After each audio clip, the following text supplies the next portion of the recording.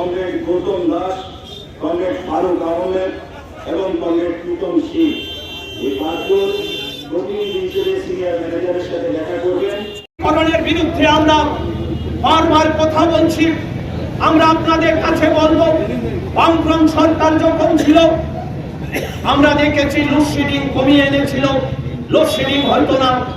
আপনারা ভেবে দেখুন, বিজেপি 18 সালে ক্ষমতা আসার আগে মানুষের কাছে বক্তব্য রেখেছিলেন যে সিপিআইএম এবং বামফ্রন্ট মানুষের কাছে ধরে তুলে ধরছে যে কেন্দ্রের বঞ্চনা করছে।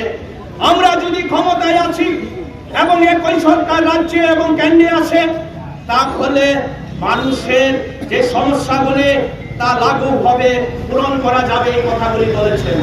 আমি প্রশ্ন রাখতে চাই, আমাদের উদয়পুরে পালাটানা প্রজেক্ট হয়েছিল 723 মেগাওয়াট সেই সময়ে উৎপাদন হতো। এই প্রকল্পটা প্রায় 1300 মেগাওয়াট বিদ্যুৎ উৎপাদন করার প্রকল্প। তাইলে রাজ্যে আছেন, কেন্দ্রে আছেন, কেন সেই প্রকল্পটা 7 বছর পেরিয়ে যাওয়ার পর এখনো করা গেল না?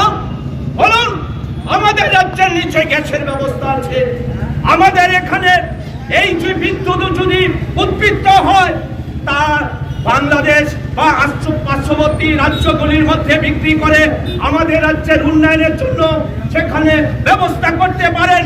বামফ্রন্ট সরকার সেই ব্যবস্থা করেছিল, কিন্তু বিজেপি ক্ষমতা আসার পর, মাতার সরকার ক্ষমতায় আসার পর, আইপিএফটি সরকার ক্ষমতায় আসার পর এই প্রকল্পটা কেন ঠিক পথে চালু হচ্ছে না বলুন তো?